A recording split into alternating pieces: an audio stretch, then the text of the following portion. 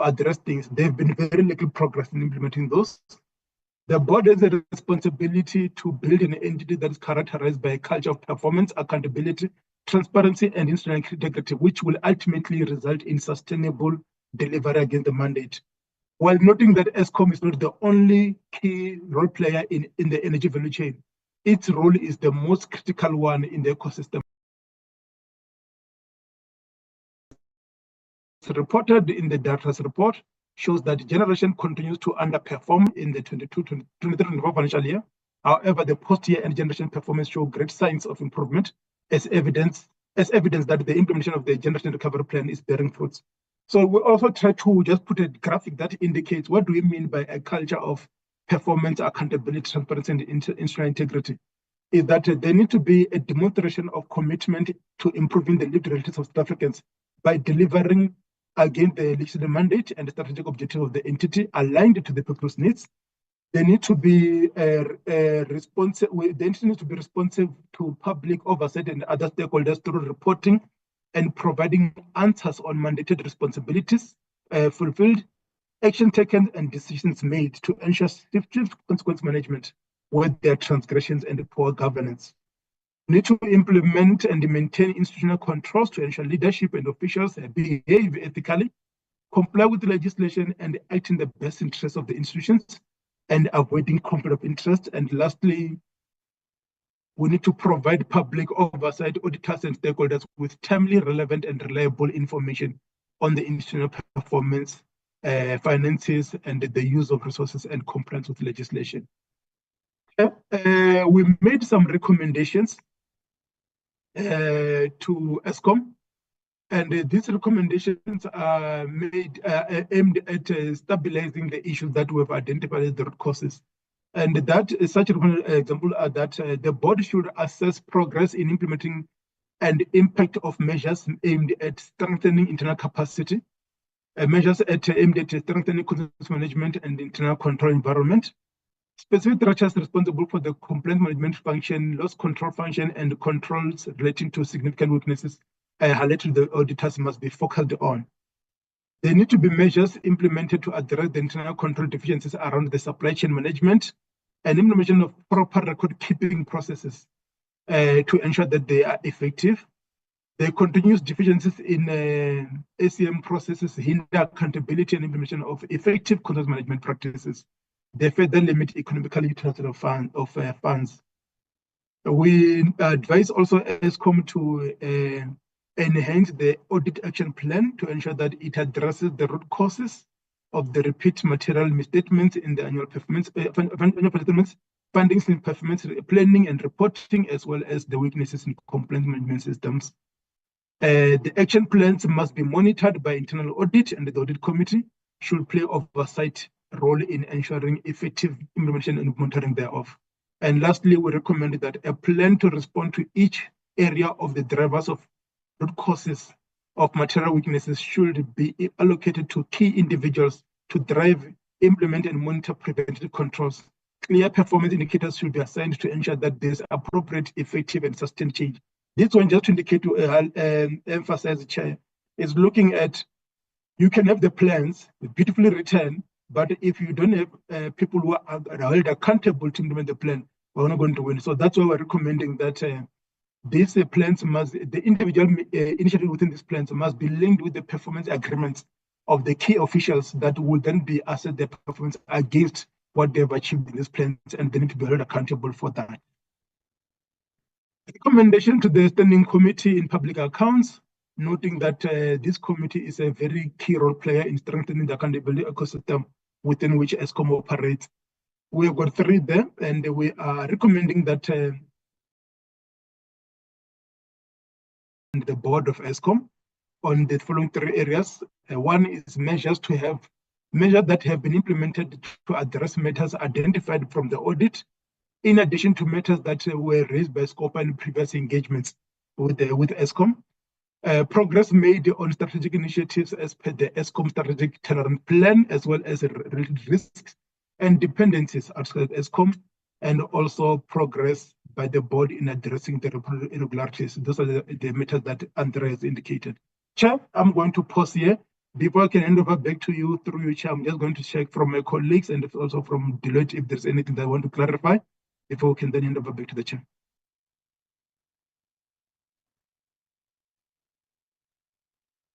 Thank you for move for the presentation, as well as to Andre, who was representing us from the Deloitte colleagues.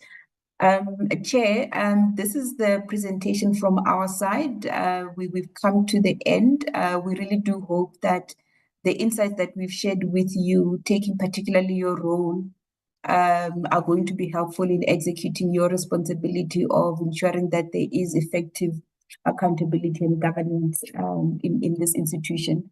Maybe one point, Chair, that I think the team, as they were presenting, becomes a critical point is the need to strengthen accountability within the institution. And I think that is an area where, to Pumu's point, when we have the best laid out plans, but there isn't effective mechanism of ensuring that those are effectively monitored and there is accountability and consequence management when they are not committed to or they are not executed in a manner in which it was agreed.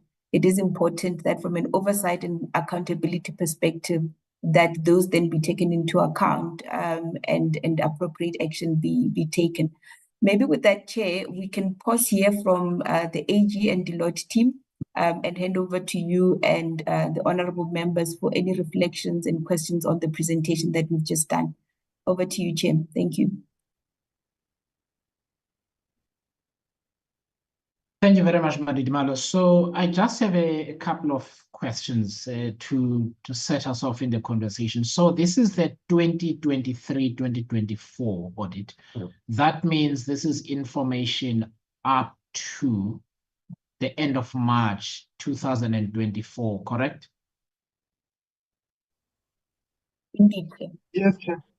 Okay, so the reason I'm just wanting to make certain is that our oversight visit to Eskom was obviously later on in 2024. And I just want to know, at which point do you start engaging with Eskom in relation to the audit for 2024-25?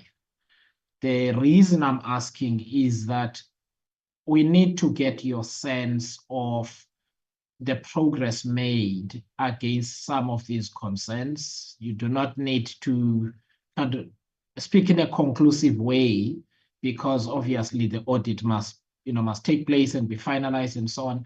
I just don't want us to get to the hearing with Eskom, and we believe that what they told us late last year is misleading when we're talking about different information time periods, if you understand what I'm saying. So I'm trying to close the gap so that when we talk to them, we kind of on the same page. Otherwise, it becomes difficult to follow.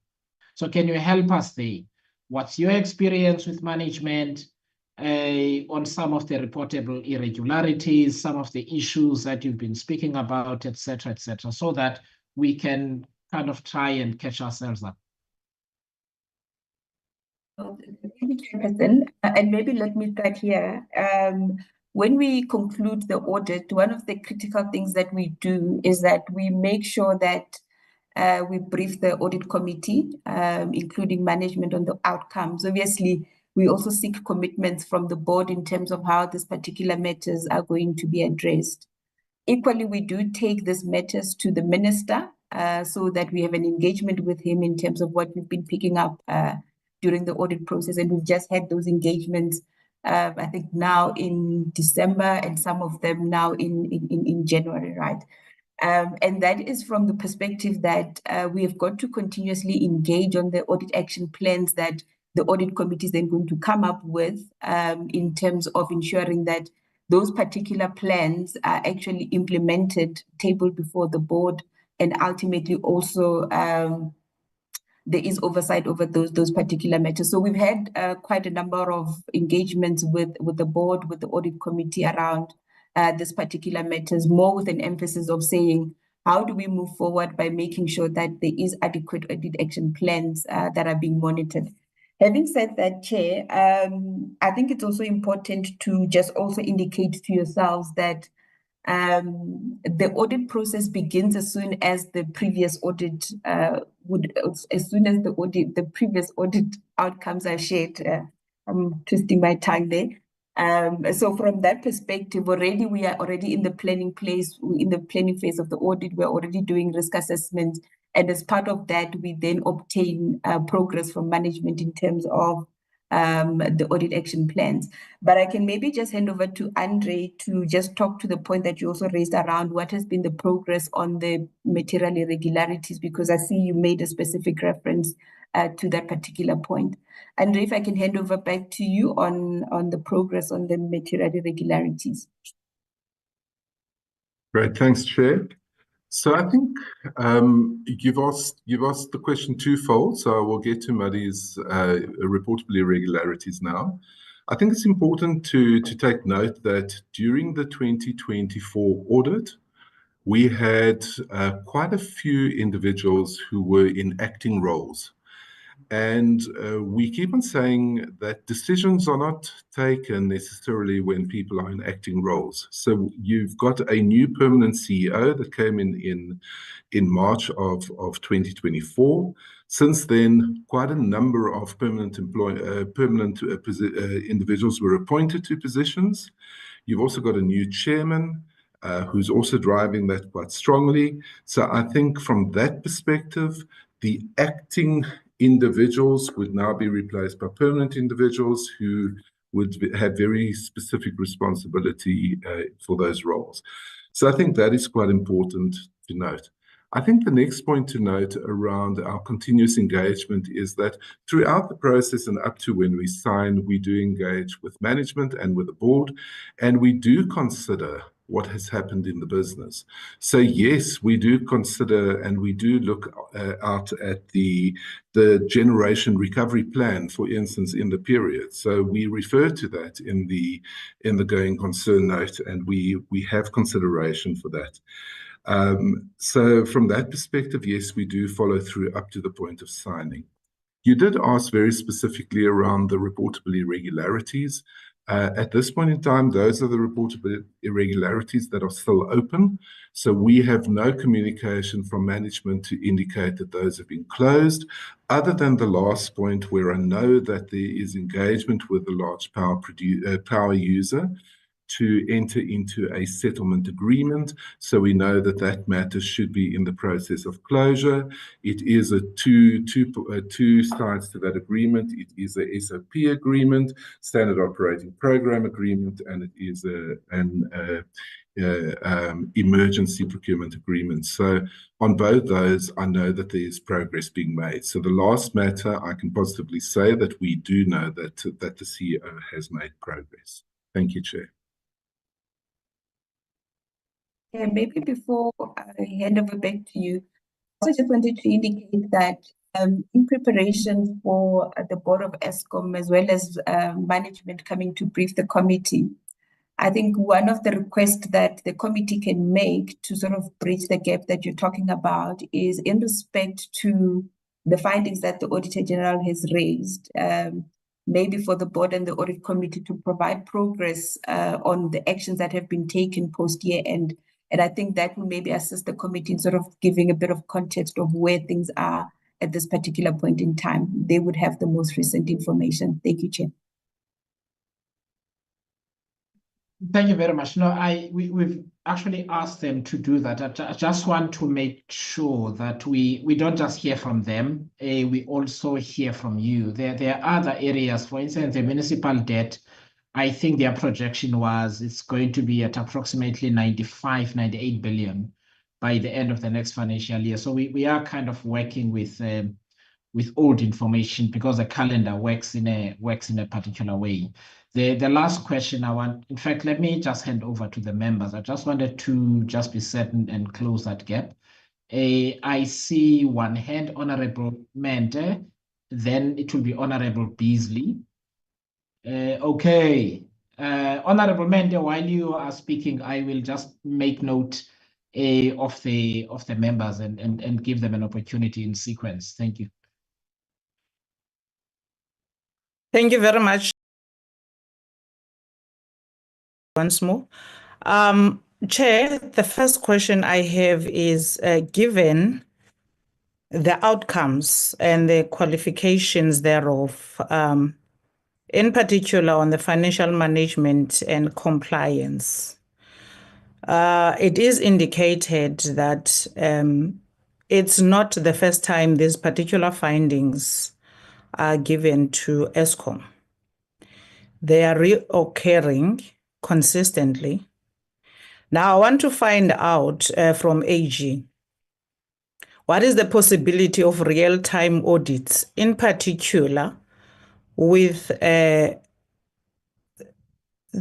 funding which has got conditions to Eskom from the National Treasury? Because in Parliament, we sometimes do a special appropriation for Eskom with the hope that Eskom is going to utilize that particular funding appropriately, and seeing these outcomes, we are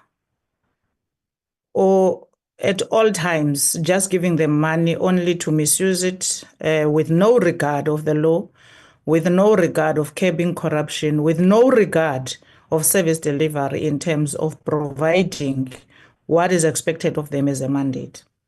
That's the first question, Chair. I'm not sure how are we dealing with the matter. Is it to and from, or must I ask everything?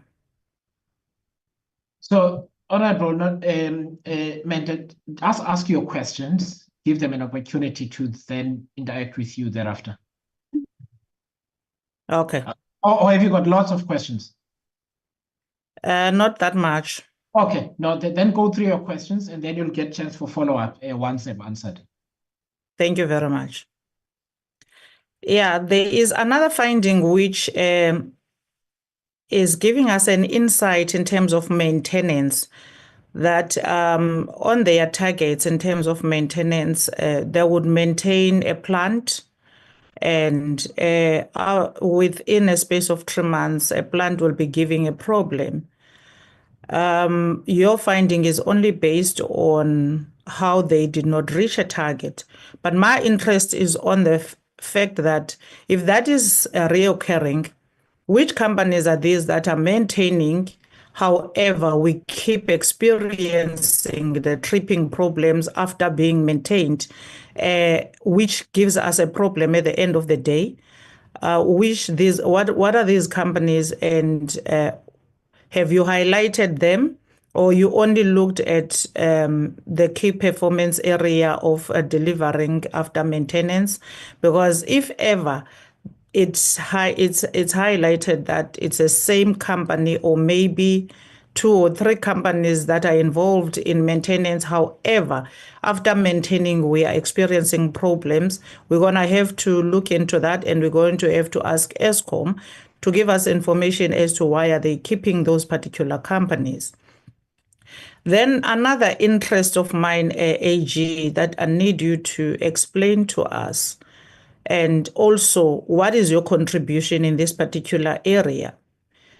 Eskom is asking for tariffs to be increased. At the end of the day, as an Auditor General, you are an institution that is assisting to strengthen the democracy in South Africa. And part of what makes democracy in South Africa is what our beneficiaries of democracy, which are the citizens of this country, should be experiencing a life that is much easier in terms of basic services. Electricity is one of those basic services that must get to the people. But however, now, electricity is skyrocketing in terms of prices. People cannot afford it. What becomes your contribution and advice to Eskom when they are dealing with the issue of these prices? Because as things stand, no one can afford electricity in South Africa.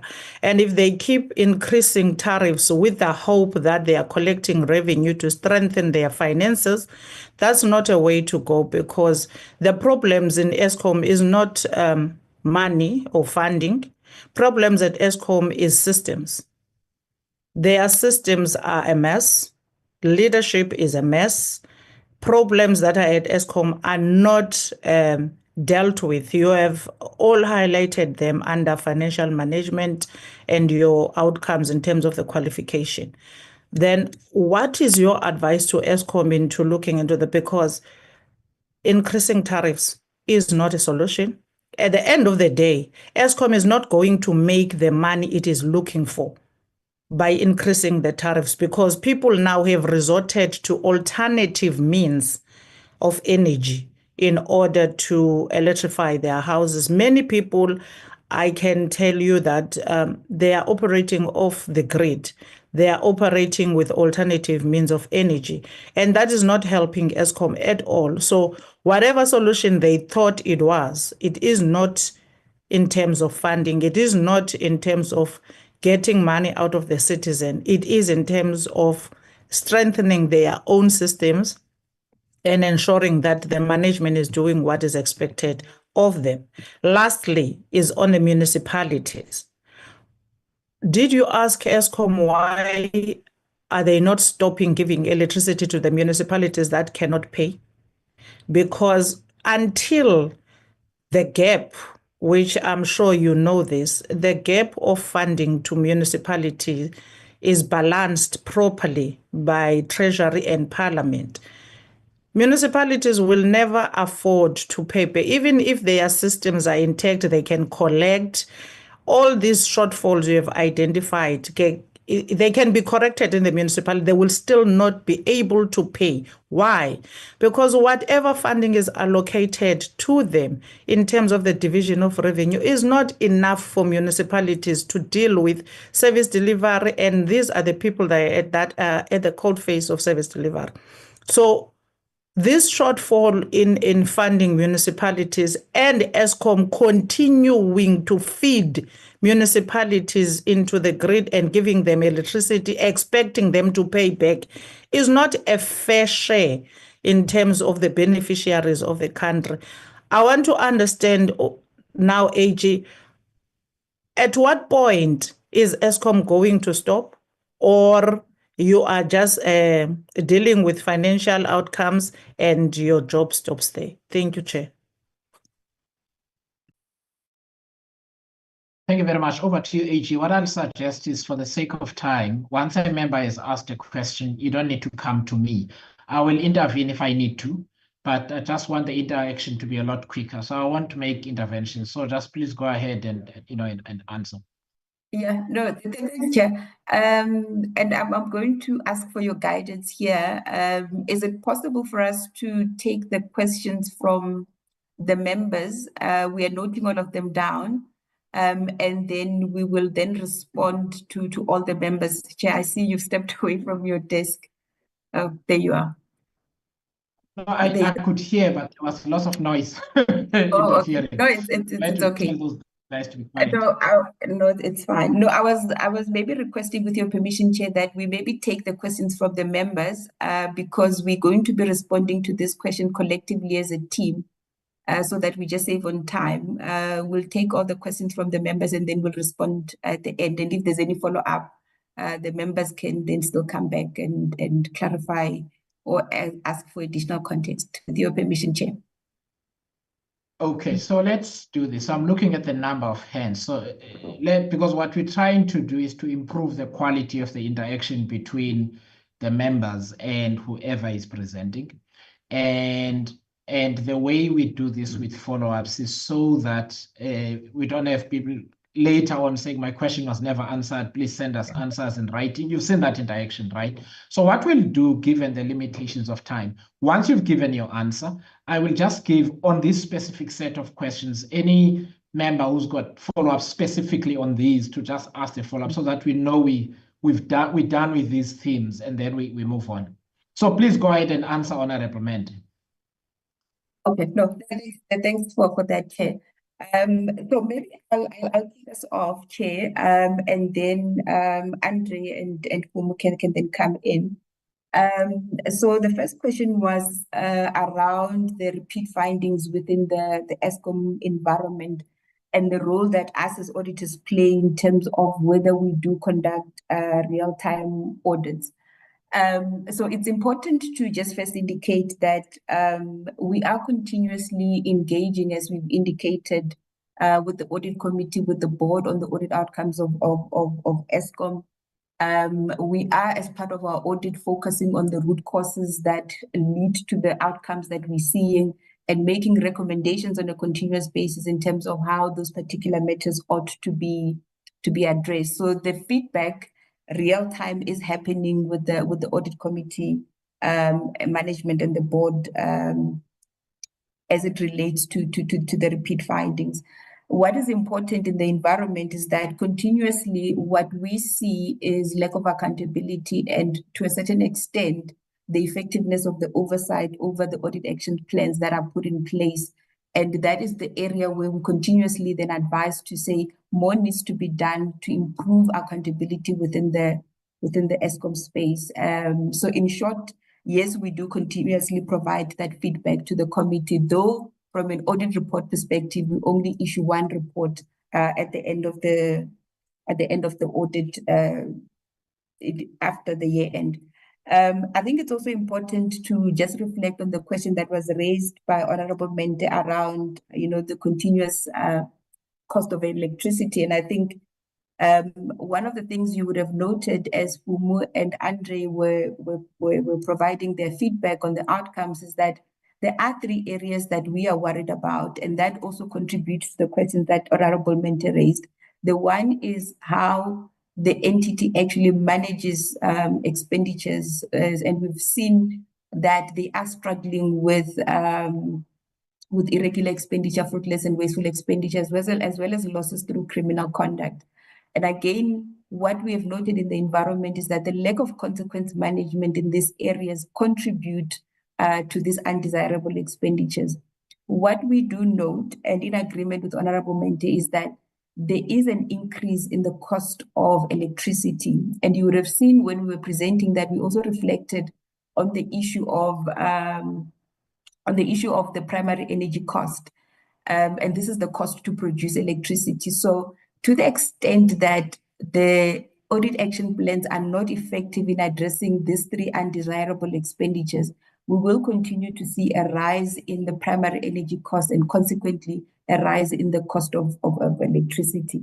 So again, here, our recommendations to the board and to the management and to the audit committee has been that you've got to strengthen the internal mechanism of looking after these expenses. But secondly, you've got to look at consequence management. The fact that investigations take too long also contributes and perpetuates the continued non-compliance with laws and regulations. And from that perspective, one of the critical things that ought to be done in this environment is strengthening accountability, making sure that there is effective oversight over the audit action plan, so that once you're able to manage the cost itself, then we can see the impact in terms of the tariff, in terms of the Eskom tariffs. I'll hand over to Andre, to deal with the maintenance and the municipality together with Fumu. Over to you guys.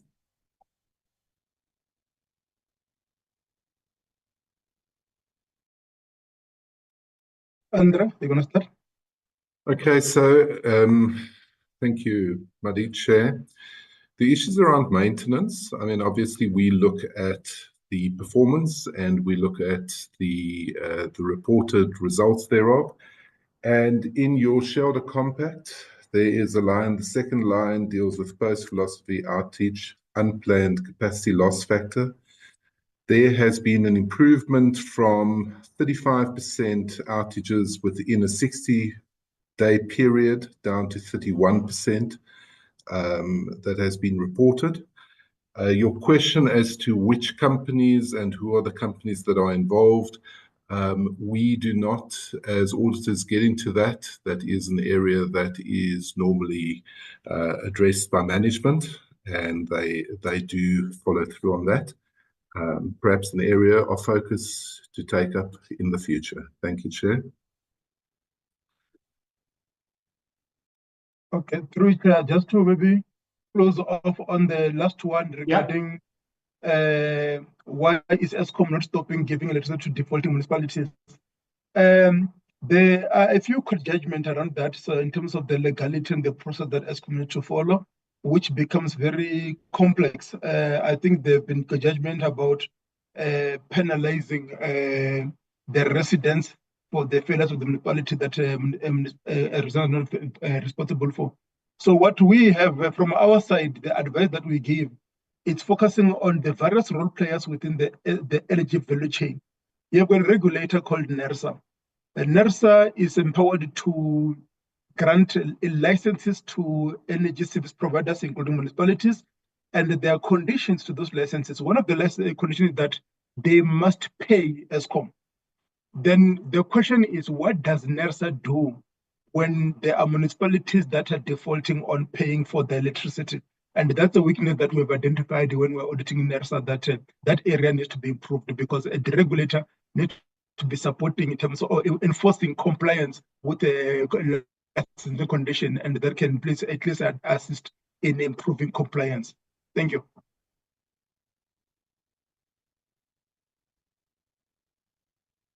Thank you very much. So I also wish to, just as by way of update to the committee. So in preparation for both this and Eskom's appearance before the committee, and honorable member, it speaks to the question of tariffs recovering from municipalities and so on.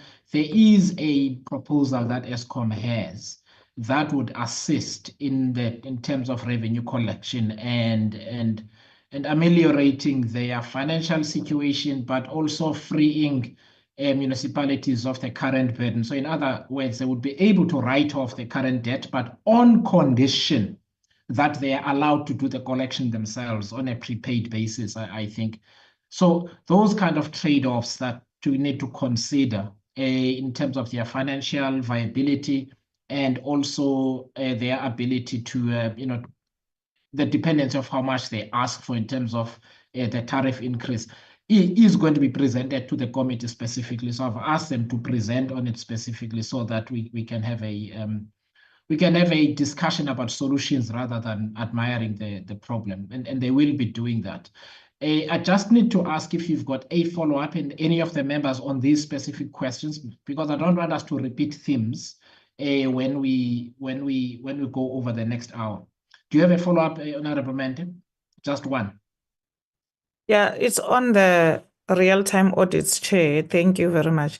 Now, when AG was answering, she answered on what is the current process. My question is, what are the possibilities of real-time audits? Because we will have special appropriations for Eskom, and already they have outlined some of the money that is on a pipeline to be given to Eskom. And we don't want a situation where they come back next year to say that money was issued to Eskom and it was misused once more. What is the possibility of real-time audit by AG at Eskom? Because we need Eskom, it can't fail. They have said that themselves. Thank you. Sure. No, thanks, Chair. I think that is a possibility, Chair.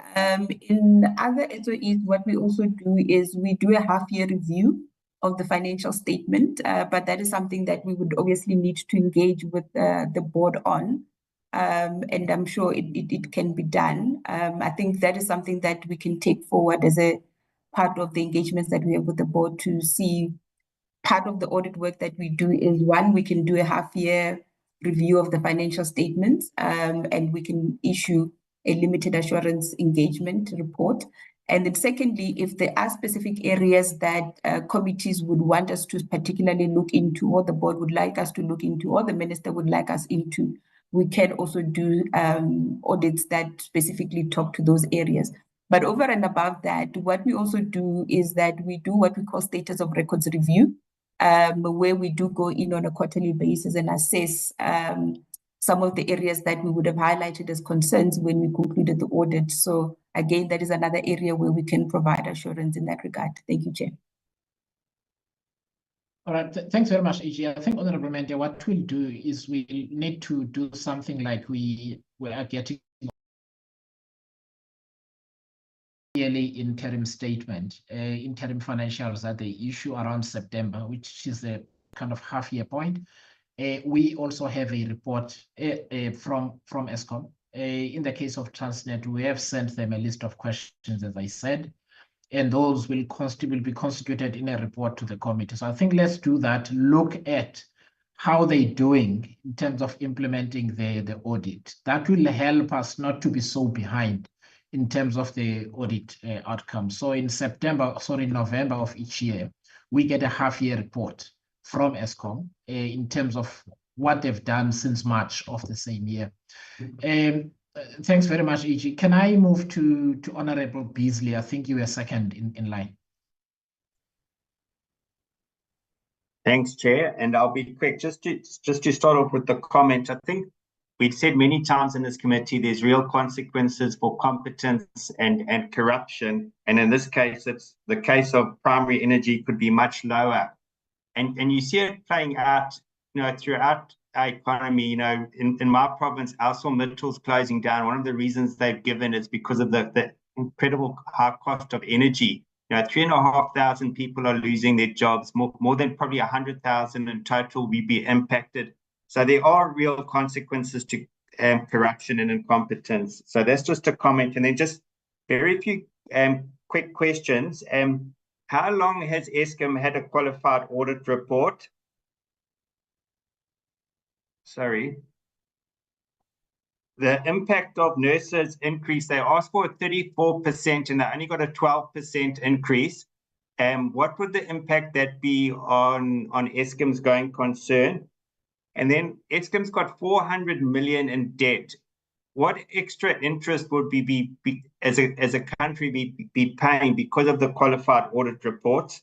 And then a theme through all these organizations we look at is a lack of consequence management. In Eskom, who's ultimately responsible for consequence management? Because ultimately somebody has to be responsible. We can't keep on pointing to low officials. Somebody must put up their hand and say they're responsible. And then has the AG done any issues of debt against anybody there? I mean, you've got expanded powers in terms of your mandate, and I'm just worried if you have issued any certificate of debts, and if not, why not? Thank you, Chair. Thank you very much, AG. Honorable Beasley. AG, over to you. Thank you, Chair. I think I missed one of Honorable Beasley's question that I had the 400 million in finances. I didn't get the context of the question. Maybe that question can just be repeated. No, thanks. So Eskom's got 400 billion in debt, and they've got a qualified audit report for so many years. So obviously funders may look at this and say, because of the qualified audit report, we're going to attach a higher risk premium to it. So I just wanting to know, is the interest rate on Eskom's debt, has it been impacted at all by these qualified audit reports that they've had in terms of risk? Okay, no, thank you, Honorable Beasley. I get the context of your question in as much as it relates to whether we're seeing an increase in the cost of debt as a result of the continued qualified audit opinion, right? Again, I think we will tackle these questions as a team. Maybe starting off with the one relating to who is ultimately responsible for consequence management. So the responsibility for ensuring that there is an effective internal control environment and that the institution has appropriate policies and procedures lies with the board.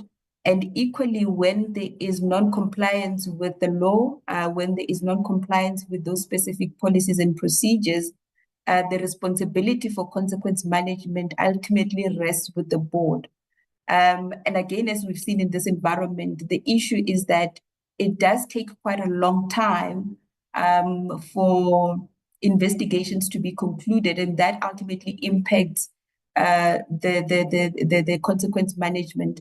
So one of the things that you would see is that when there is a delay in the investigation, one, the non-compliance continues on happening up until a point where that investigation is finalized. And secondly, there is that culture that then starts happening to say, I can actually not comply, but the delay in the consequence management, I don't necessarily feel the impact of. So what we have been continuously engaging with the board and with management on is to say they need to fast track the finalization of the investigations into the non-compliance, the non-compliance that we're seeing in the spaces, as well as also make sure that when it comes to the audit action plan, if there isn't effective implementation of the audit action plan, there again, there should be consequence management at the level of the board. And then lastly, when you then talk to the issue around, when you talk about the issue around, sorry, I lost my train of thought, but I'll come back to that point. But again, I think ultimately what we're saying is that at the level of the board, that is where the consequence management ought to be taking place. And equally, I think Andre also highlighted the issue around the extended powers. We have issued a number of reportable irregularities, which require the board to take appropriate action in regard to the matters that have been elevated, and those are equivalent to the powers that the Auditor General has.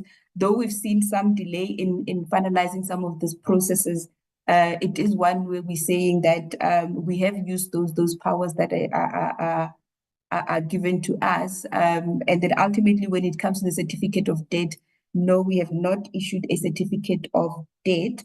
And then Pumo and Andre, if you can then just come in and deal with the NERSA part, and then how long have we had the audit reports, and then the impact on debt service cost as a result of the audit opinion. If I can hand over to Andre first, and then Pumo, you can deal with the remaining two. Thank you. Great. Thanks, Madi, Chair. So the period that Eskom's had a qualified opinion is from 2017 onwards to 2024. If we then deal with the cost of the debt, so obviously you would build in a factor at the date that the debt is negotiated. There will always be a risk factor built into that negotiation at that point in time. But if we talk around the impact of the qualifications on the debt covenants, that has had no impact because the qualifications are in the area of PFMA compliance. And although we report on that in the IFRS audit, it is specific on the PFMA compliance. And that does not then result in a covenant breach, which also then does not result in a specific adjustment to the interest associated with that debt. Around the going concern, obviously the going concern is a sensitive topic, and it is really premised on key dependencies, NERSA being one of those, the debt relief from government being another, the ability of municipalities to pay being another, the generation recovery plan being another.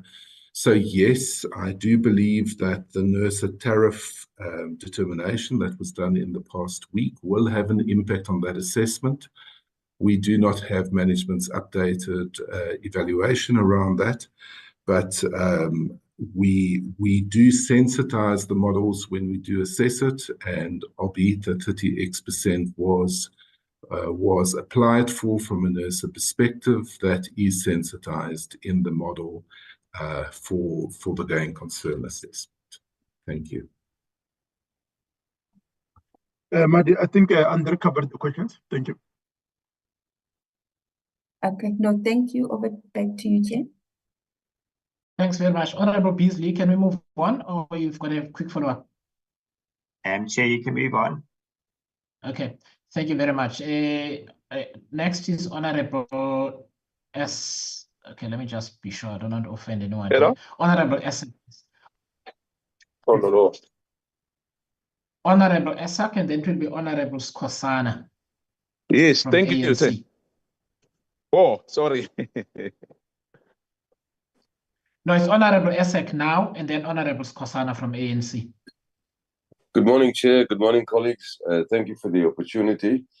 Chair, yeah, in the interest of not being repetitive, lots has been said, and most of my questions were answered. It was, I wanted to just go back to the issues of the supply chain issues, which continuously come up, and we had that very same issue being discussed some 12 months ago. The supply chain issues remain hugely problematical. I mean, there's inadequate action and disregard for legislation, policies, and procedures. And again, the AG has highlighted this.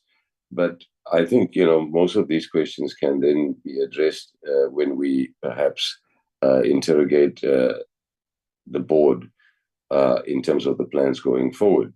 Because again, the valuation of compensation events has been now clearly highlighted in terms of provisions relating to the mega build projects, which of course is a huge, huge issue. And then the material breakdown in internal controls over financial reporting. The AG has been reporting on this for an extended period of time. And one wonders where, at the end of the day, we're going to draw the line here. The failure in terms of the transmission and distribution customer agreements, end customer agreements not being entered into, again, leaves huge food for thought. The PFMA being flouted and no consequence management. I think the AG has also highlighted that in the slide. The municipalities issue was covered by my colleague, Honorable Mente. And of course, the significant losses on the municipalities, that too has been covered. So, Chairperson, I think at the end of the day, the takeaway from this discussion should be for us as the committee, for the no actions that are taken and decisions that are made to ensure swift consequences for transgressions and poor performance. This is something for us now to seriously address and interrogate the Eskom board, because matters are just going from bad to worse. And then there's that Mozambique contract, which I wanted to also interrogate, but I don't think this is the place for me to talk about the Mozambique contract that Eskom has with Mozambique. That again, we will need to address that, Chairperson, with the Eskom board. I'll stop there for now, but thank you again for the opportunity. Thank you, Chair. Thanks very much, Honorable Esek. I just want to emphasize again to the members and I guess members of the public that the challenge, the technical challenge we have is one of time periods which are not overlapping properly. So what we've asked the Eskom board to do in their update is to basically look at the outcomes of this audit and then fill us in about what they have done specifically to address some of the issues raised, which are based on information up to and including the 31st of March 2024. We're nearly a year later. I just don't want us to speak in cross purposes in terms of, what progress is and that kind of thing, because the numbers really won't match. And I think going forward, we really must move into doing something at the half-year point in terms of some form of a financial and auditing outcome at the half-year point, so that when we get here, we're not working with information that just doesn't match. AG, do you have a please respond? Sorry. No, thank you. I think from the comment from Honorable Esek, I think it was just acknowledging some of the challenges that the institution is facing. And I take the point that a lot of these matters, the committee will engage in quite a bit of depth with the board in terms of what are some of the mitigations that are being put in place and how those are being addressed. I think on the last part, maybe Chair, on your comment, you did indicate the half-year review, and I think it is an important mechanism that can be used to, get the information that really is important for your oversight function quite early on, right? And maybe what is important in that as you engage with the board is that management have to put in the processes and strengthening of the internal control environment that would allow for the preparation of the half-year review.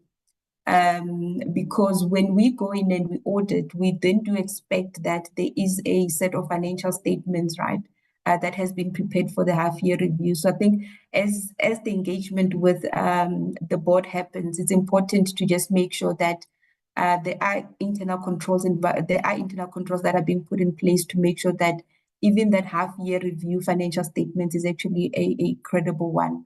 But I thought it's important to just highlight that particular point so that there is no delay in us providing that real time should the board and the committee wish us to do so. But I do get the point that this is an imperative for the committee, which we'll certainly consider and take forward. Thanks, Chair. I'll hand over back to you. Thanks very much. I'll hand over to Honorable Skosana, ANC. Yeah, no, thank you very much, Honorable Chair, and good morning to yourself, to honorable members, to the AG team and all other stakeholders present. Yeah, no, we really welcome and appreciate the report from the AG, which is painting a picture which is not nice about Eskom in terms of their audit outcome and audit performance, internal control deficiencies that are continuing unabated, failure to implement consequence management, material misstatements on performance reporting, and all the other challenges that they've referred to. I'm just having a few questions, Chair. One, on the 2023 debt relief program, how is Eskom performing in this regard? Are they adhering to the conditions of the 2023 debt relief program? The second question is with regard to the audit action plan, because I see there's a recommendation here that says the audit action plan should be enhanced to ensure that it addresses root causes of the repeat material misstatements in the AFS on performance planning and reporting, etc. My question is it a challenge of the quality of the audit action plan or its effectiveness? Is that a problem, or the problem is the failure to implement the same audit action plan? What is our challenge here that we are faced with? Is it the fact that they are not implementing it, or the audit action plan itself, it's having weaknesses that makes it not to be able to respond to previous findings that were made and which they are not able to rectify? Then my last question is that in view of all these challenges that they have raised, what is their view on the effectiveness of the audit unit and the audit committee? Are these two structures or offices effective enough to assist Eskom moving forward? The last point, Chair, just to comment on what you have said about the half-year point review, maybe in September. I really support that. I think it would really assist us so that we don't have to wait for the end of the year before we come in and say, how have you performed for this particular year? That half-year review, it will really assist us because, for instance, between the meeting that we held with Eskom last year when we were visiting them and now, obviously, in terms of this audit outcome, we should not expect changes in terms of our contributions that we've made in that meeting that we had with the board and senior executives, because by the time we're having that particular meeting, this audit was already in the pipeline.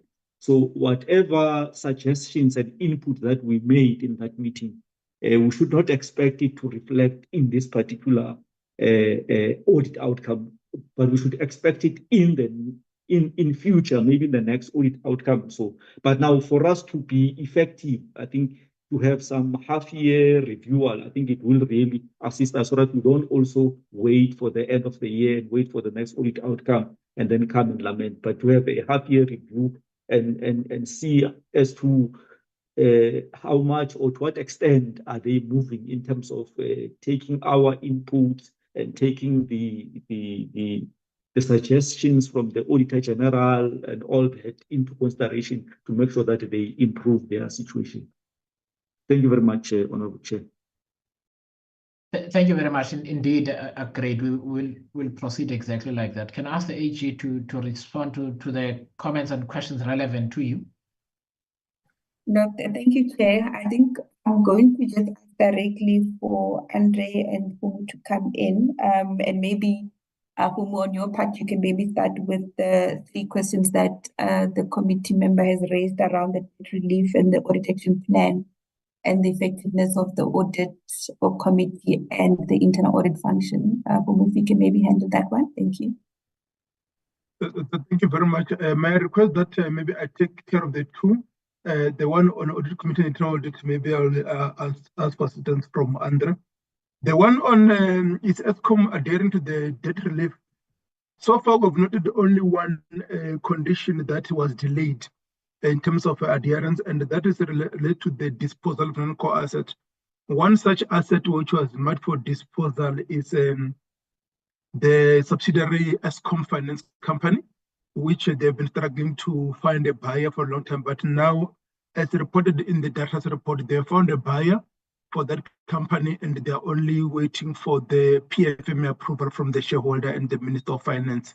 So that is the one that delayed the compliance with the conditions.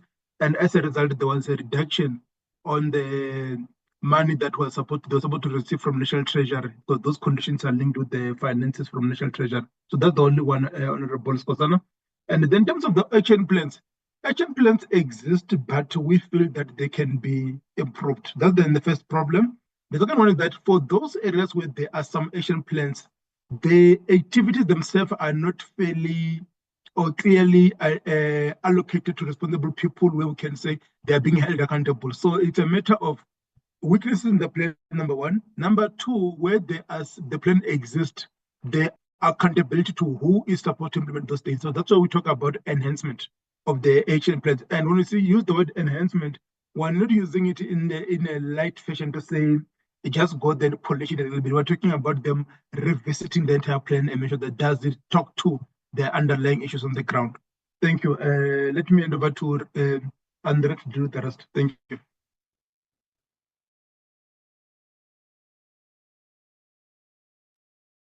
Thank you, Chair.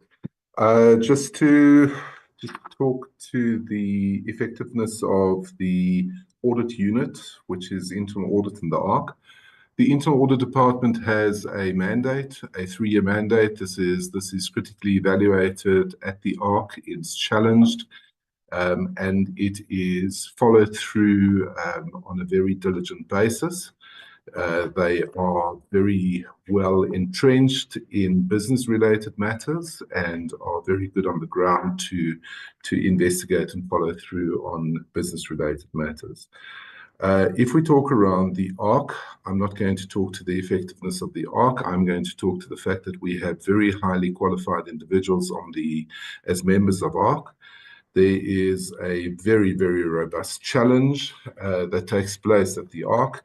And as we summarized in our introduction, it is not in the area of identifying and actually committing to what needs to happen where the problem is. I think there we've got a very, very clear and articulate plan of how to address and what to address in terms of governance, in terms of internal controls, and in terms of financial management. The problem is lying in the accountability in the various levels in the organization and in the inadequate oversight and monitoring processes. And it sounds like an evergreen, but the ineffective consequence management, that is where our problem lies, and that really allows for the ineffective control environment to continue. Thank you, Chair.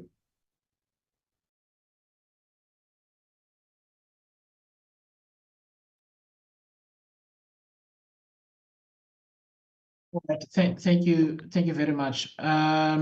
Shall we? Sorry, is there a follow-up to that question first? To that answer? No, I'm covered, Chair. You Thank you. covered. Thank you very much. Okay, so shall we move on to Honorable Nondenja?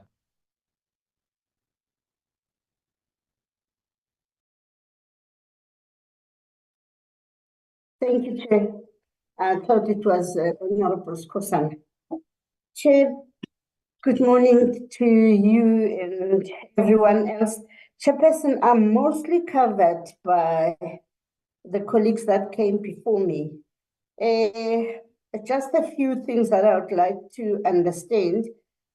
To say, how does the entity recognize revenue, prepaid tokens as revenue from contracts?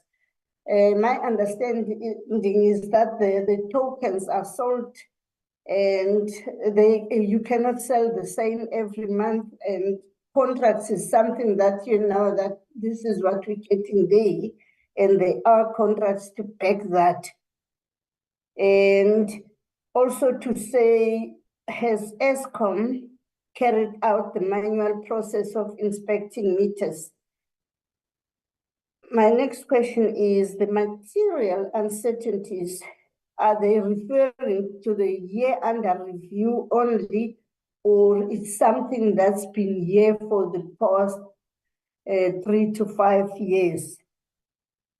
Operating losses for year under review, are they cumulative of the previous years, or do they only speak to the year under review?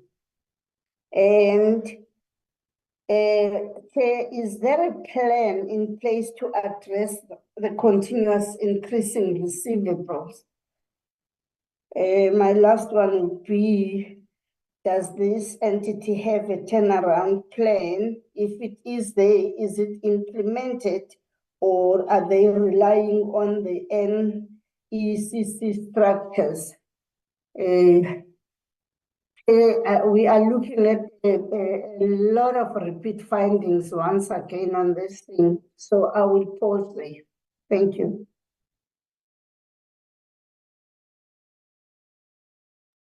AG, please go ahead. Okay, no, thanks again, Chair, and Honorable Nenteng. I hope I did pronounce your name correctly.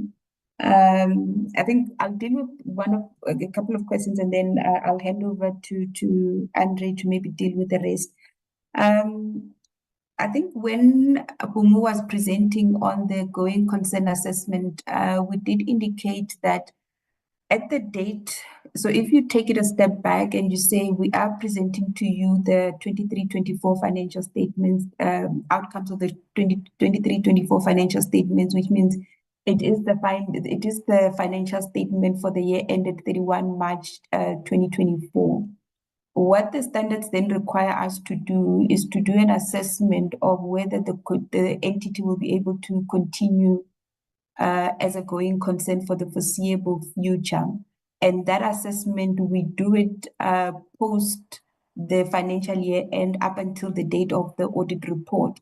So the assessment that is currently included would have been up until December, when we then signed off the audit report. So that's the going concern assessment. As the colleagues had indicated that actually indicated that there are material uncertainties on the going concern assumption.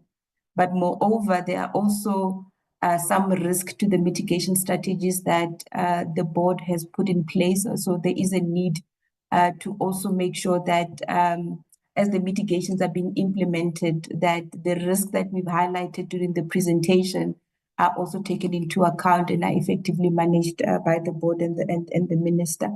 Maybe with that, Andre, can I maybe hand over to you for this round of questions? Thanks. Thanks, Chair. Thanks, Marie. So around prepaid revenue, I think that's a good question. Thank you. We have 5 national vendors, or Eskom has 5 national vendors through which they sell prepaid electricity. These national vendors are registered within the Eskom system. They have their own platforms, they have their own bank accounts, and effectively you can only recognize revenue on vouchers, prepaid tokens that have been paid for. So when it comes to IFRS 15 and the recognition of revenue, that is clear that we recognize revenue to the extent that it goes through our application system. The application system is reconciled back to the 5 national vendors. It's reconciled back to the bank account, and that is the cash that has been received. Where we have the illicit tokens is illicit tokens that's been created on the operating platform through the gaps that I have referred to before, the system issues that I referred to in the preamble, and that has created an environment where these illicit tokens are created and could have then made their way into the market. We have, since our 2022 audit, qualified on losses due to criminal conduct, specifically non-technical energy losses, and this is in the area of illegal connections and online, the illicit tokens and ghost vendings, ghost vending. And we've highlighted that this is an area where we are concerned and that the measurement uncertainty lies.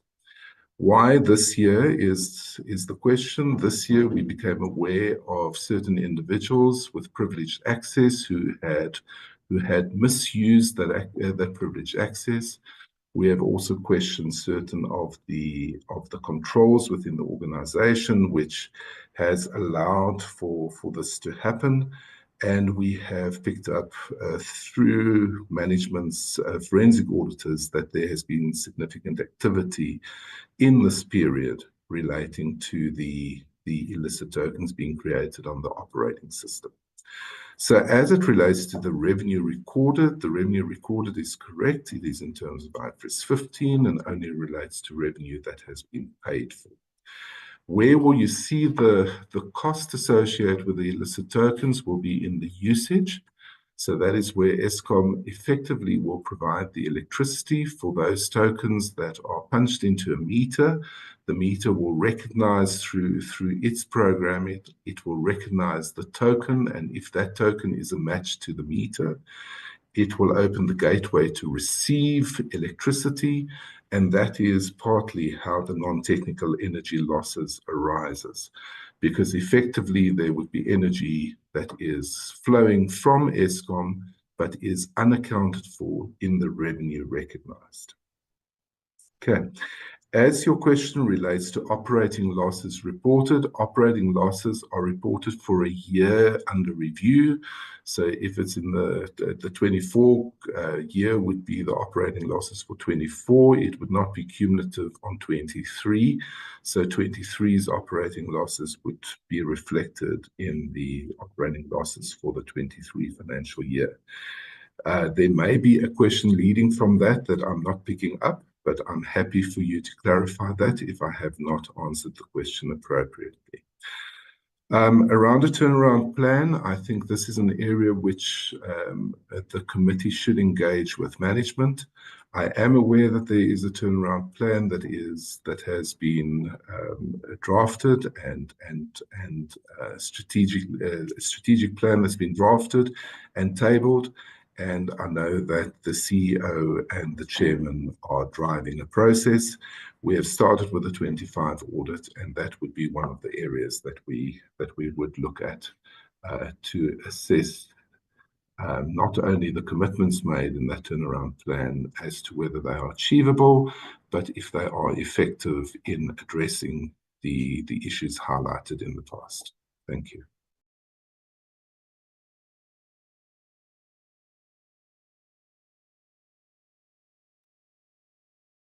Over to you, Chair.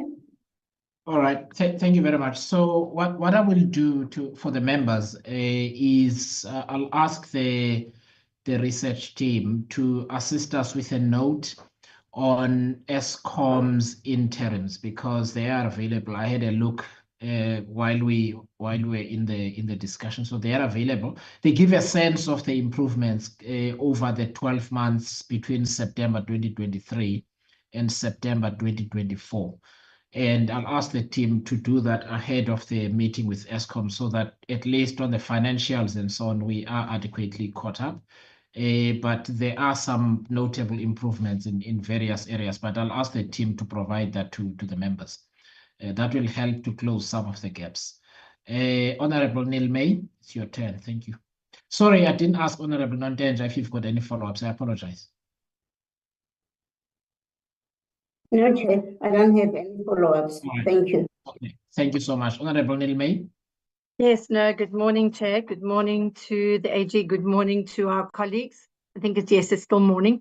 I do have a follow-up on the question from Honourable Nontenja, and that is there was a forensic investigation that Eskom had procured. Did the AG by any chance have access to that? And looking at these forensic, looking at the illicit prepaid tokens, could you actually see if it was given to individuals or to service providers? Because that is something that I thought maybe one would look at. The forensic investigators would probably have gone into it a little more. The other areas, obviously, Chair, we've talked about the non-compliance. And one of the areas is that there is a legacy report, and Scopa in the past had really done a lot to make sure that Eskom tried to comply, because when I say tried, they're still not complying. And I'm trying to work out our progress. Are we actually progressing in the oversight that we are playing with Eskom? Because maybe we should declare those repeat offenders, the management side delinquents, because maybe that's the only way they are going to learn that in fact we're not playing games and that we really need to become serious. My last question is the international side. Is there any aspects, are there any bank accounts that we have in other countries? Eskom was operating in Uganda. They had, operated for about 20 years, the hydroelectric power plant. And is that part of the company, the EUL subsidiary company that is currently being sold? Those were just some of the questions that I had. Otherwise, Chair, I'm hoping that it's not the same, doing the same thing over and over and expecting a different outcome, because the blatant non-compliance is something that is becoming unacceptable now. And I really think that the management and the board need to do something seriously, because this year we're not going to accept. Thank you.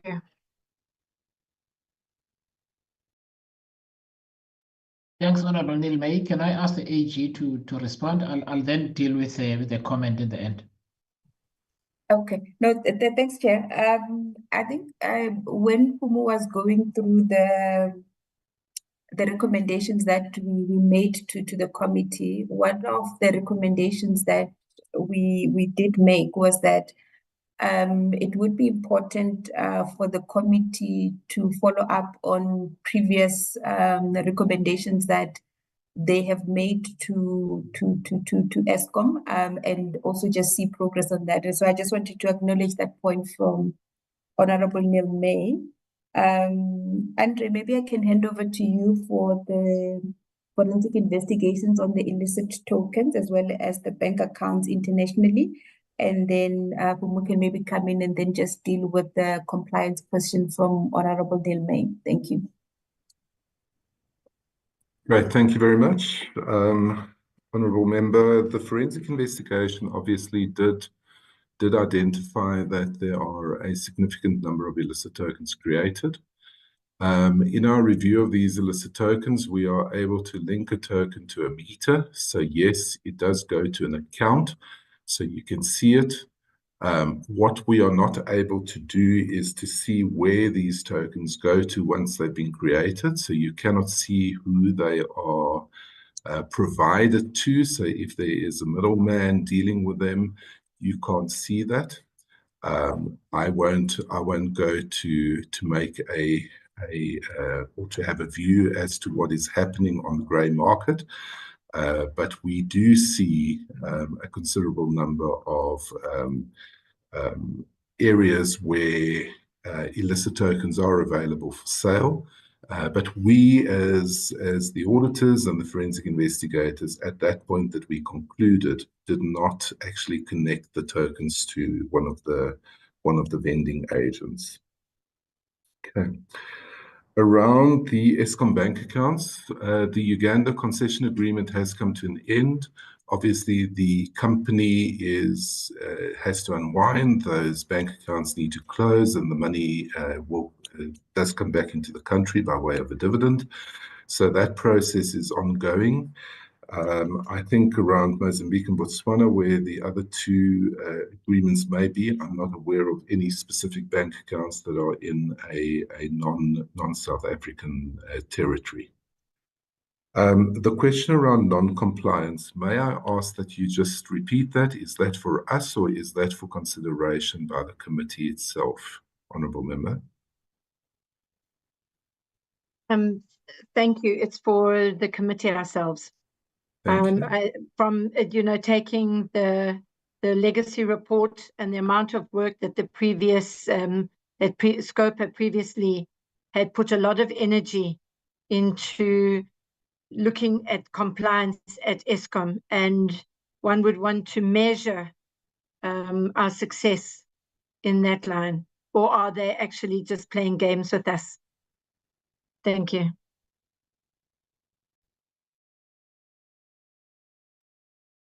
Thanks very much. Now, I said I would respond to the comment, Honourable Neil May. There is a difficulty with our calendar, or I would say with the government's calendar, in terms of when these audits are completed and the time period covered.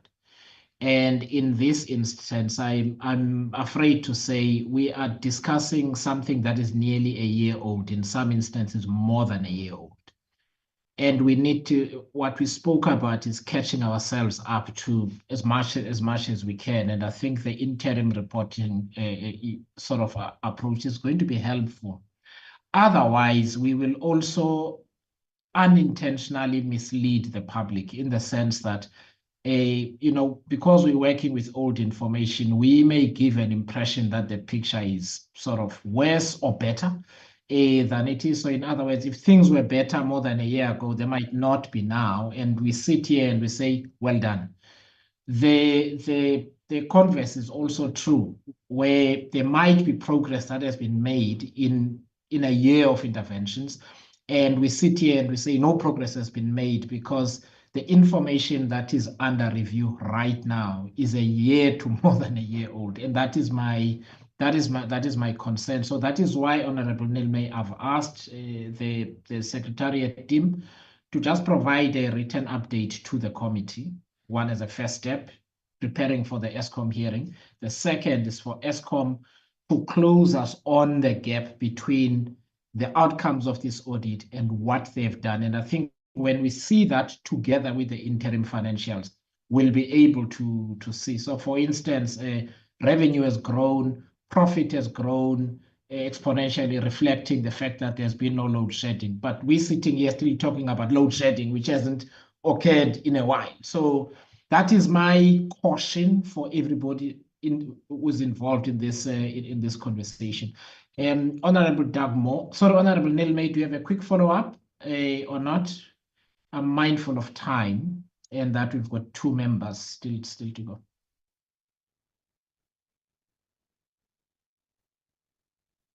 Okay, I think Honorable Neil May is fine. Honorable Doug Moore, and then it will be Honorable Atkinson, and then we'll close.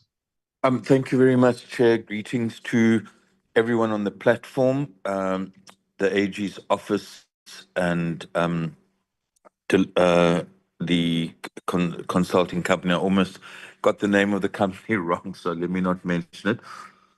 But Chair, can I just say, I think as a committee, I remain, and I think we should remain concerned about the fact that even though these additional powers were granted by way of amendments to the legislation as far back as 2019, we now sit in 2025, literally 4 full years after these powers had been allocated in regard to material irregularity, referring those to investigation, the certificate of debt. But I still have a view that these powers and this example is I think another one, are not adequately being used by the Auditor General. I know there are issues of capacity and preparing the Auditor General to take on this new role, but I'm very concerned about that in the context of this Eskom audit, and I want to register the fact that we need, as a committee, a dedicated discussion, an honest reflection as to whether the Auditor General's office has actually used these powers adequately. Because if we're not going to deter malfeasance, if there are not going to be consequences led by an enthusiastic office of the Auditor General, I'm afraid we're not going to achieve much. And then secondly, I would also like to support you and those that have proposed that we actually sit with Eskom, and that amongst other things we ask, because I think colleagues have raised here, this is besides the fraud, the malfeasance, all of these irregularities, the issue really is Eskom a viable concern? As others turn to, as Honourable Mentor said, renewables, the income of Eskom reduces, the issues of the debt situation, issues of municipalities, but also we need to really understand where are we with the just transition. What does it actually mean in concrete terms? Where are we at an economic sustainability issue with establishing these 3 companies under Eskom to deal with distribution, etc. So I think we really need to get our heads around all of this, because there has been improvement since the appointment of the minister, new appointments at Eskom, and we value that.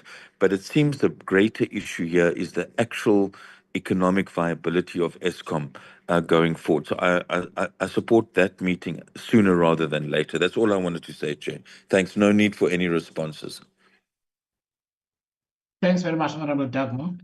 Your comments are duly noted, and we shall follow up. Honourable Atkinson. Yeah, thanks very much, Chair. And I think pretty much all of what I want to discuss has been covered by other members. The one question I did want to ask was, obviously, when we went to Medupi, we saw that large new generator being put in after the explosion of the previous one. And I would think that the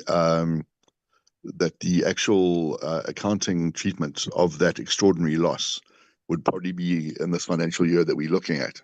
And just wonder how that was treated actually within the statements, and actually whether an indication can be given as to what loss Eskom suffered because of that, whether that's actually in the numbers, or maybe the AG can just give a view on that. Thanks.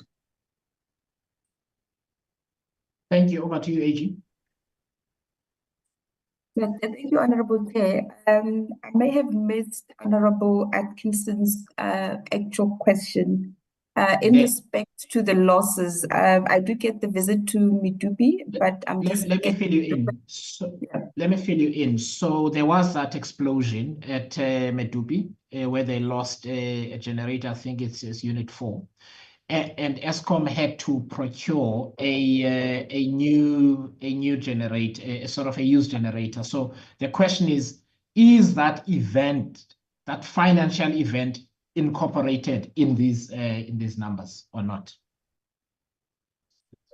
No, thanks, Chair, for that clarity. And I do take note, Chair, that on the questions or the comments that Honorable Dagmore raised, I think they were more of a commentary, but I thought that it's maybe important that we do indicate that when it comes to the extended powers of the Auditor General, as we've indicated that Deloitte, as our colleagues, assist us with that audit, and they've got equivalent regulations which talk to reportable irregularities. And as Andre was presenting on what are the additional actions that we've taken from an audit perspective in dealing with some of the repeat findings and some of the non-compliances that has been identified during the course of our audit. They have exercised as the auditors the equivalent of the material irregularity concept within the Public Audit Act, which we comply with, but they've also equally done the same on reportable irregularities in terms of the APA Act, which governs the private auditors. So I thought maybe it's important to just highlight that and the reportable irregularities that they have issued, which are getting the attention at the board level and at the minister's level, are included in the presentation that we've shared. But at an opportune time, maybe we could have a further discussion in terms of the progress on those particular matters. Maybe it can be one of those standing items where we continuously provide feedback to the committee, and the committee can also use Eskom to provide them with the feedback in terms of progress in that regard. I thought it's important to highlight that. Maybe Andre, if you can maybe come in on the losses relating to the generator at Medupi and the inclusion of that in the current financial statements. Over to you, Andre.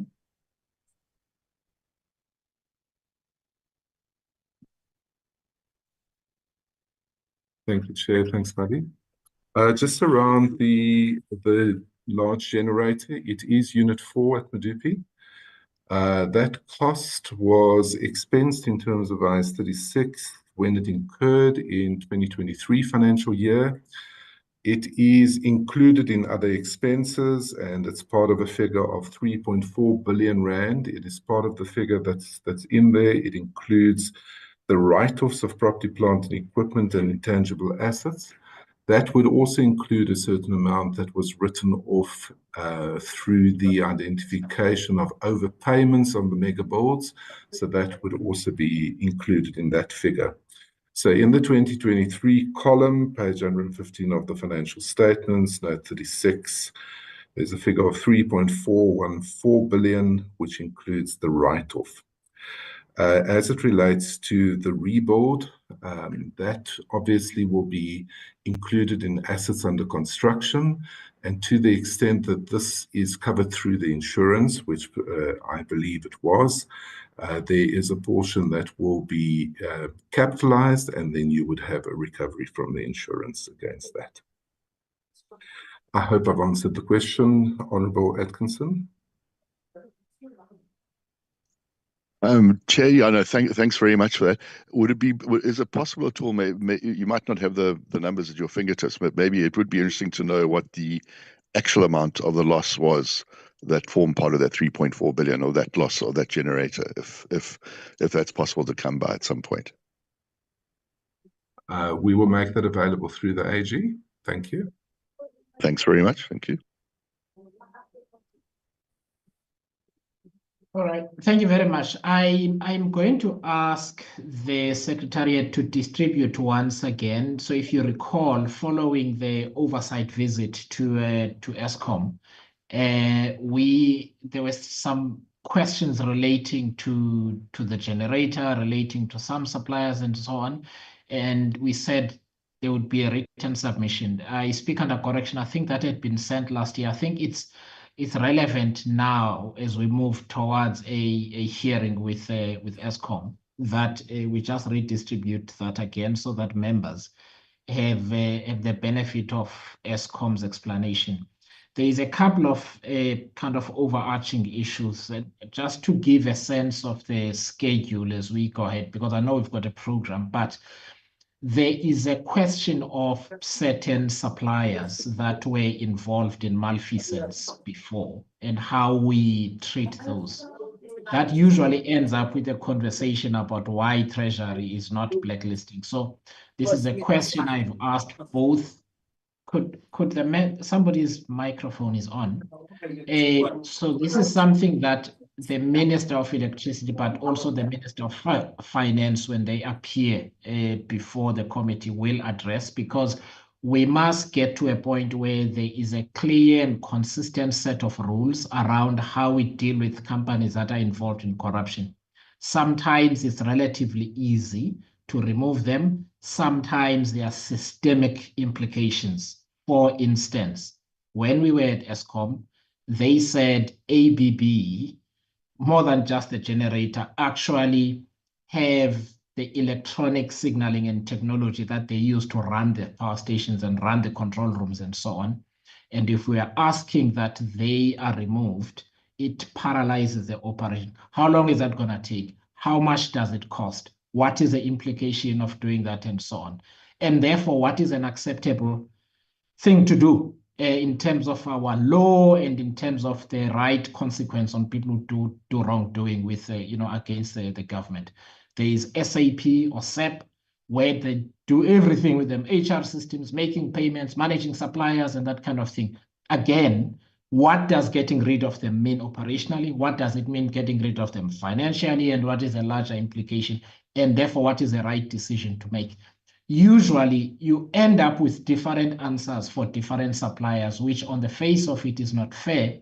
But the committee also needs to accord with the practicalities of implementing something that Parliament wants, and that we need the executive to be clear with us. By executive, I mean ministers, in terms of what it means to do consequence management. The second and last thing that I want to say is that it also relates to some of the management and other changes vis-a-vis the governance and financial or operational performance of some of these institutions. What I think we must be careful to do is to assess each set of leadership, whether it is a board or so on the basis of what their mandate has been in the period that is relevant to both our calendar, but also to them. In other words, you don't want a board that has been in place less than a year to be fired because of what they also found in that period. But the question is, do these people understand their mandate correctly? Are they taking action against the concerns, or are we not happy with the actions that they are taking? Otherwise, we inadvertently might cause instability as well. So that's something for the committee to consider carefully as we move forward, and invite ministers, as I've indicated, that both the Minister of Electricity and the Minister of Finance effectively will come to the committee and basically say what as an executive authority they are doing about some of the issues. I'm saying this also because the AG has got certain powers, Honorable Dagmo, but at the end of the day, the AG is not the minister. When you have a minister who is uninterested in doing something about audit outcomes, there's very little that the AG can do, unfortunately. They're not the executive authority. They are generally a reporting entity to this parliament. And if this committee and the executive that we're supposed to hold to account are not willing to do the right thing, then there is going to continue to be a problem. So I'm not exonerating AG, but I'm also saying that we've had significant political problems. That is at a political office accountability, both in terms of how effective Parliament is and whether ministers are interested in doing what they need to do, and the presidency in terms of performance monitoring and evaluation. So we need to be able to look at the entire chain to see who is sleeping on the job, not just the AG. I am aware that we are 1 minute over. 8G, I don't know if you've got any concluding remarks.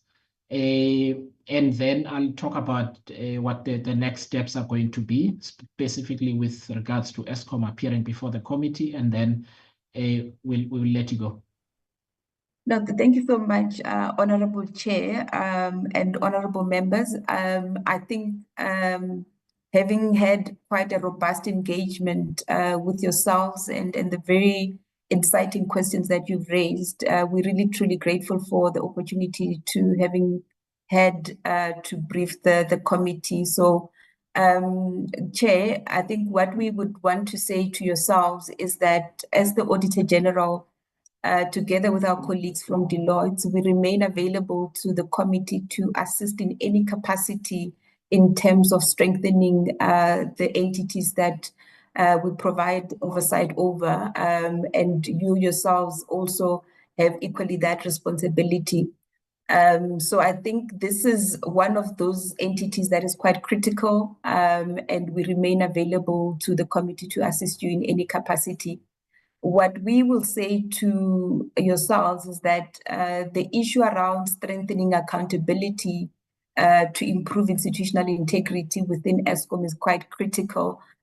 So with all the best laid out plans that are available, but to the extent that there isn't accountability and equally consequence management around the issues that are being raised and regular follow-ups, they remain just that, planned. So I think we're encouraging yourselves as the committee to continuously hold the executive accountable, to hold the board accountable, so that we have an Eskom that is actually functioning and delivering on its mandate for the benefit of South African citizens. Maybe with that, Chair, we will pause here as the Auditor General, again thanking the committee for their continued work and their continued support of the Auditor General's work. Thank you. All right, thank you very much. What we'll follow up on with the AG's team is just the conversation we had about the Auditor General ultimately doing all the audits concerned. I did, and my memory may be failing me here, I did recall a conversation where we had that conversation with the Auditor General, but I'll consult my notes carefully and come back to the AG, because I think the general sentiment with the members, and it's not to say anything about private auditing firms, the general sentiment and view of the committee and parliament is that the government has got to have, or South Africa, or parliament through the AG's office, has to have sufficient auditing capacity to oversee the entire estate of entities that the committee and parliament oversees, and we get the benefit of direct reports. But that's a conversation we're going to have and then conclude it in the committee. I just need to be certain. Members, we've come to the end of our session. I am aware that there are buses to be caught and a session this afternoon. So I want to thank you for your participation. Tomorrow we're back on at the same time with a special investigating unit. Thank you very much. Thank you so much, Chair. Thank you. Have a good day further. Thank you, Chair. Thanks, Chair.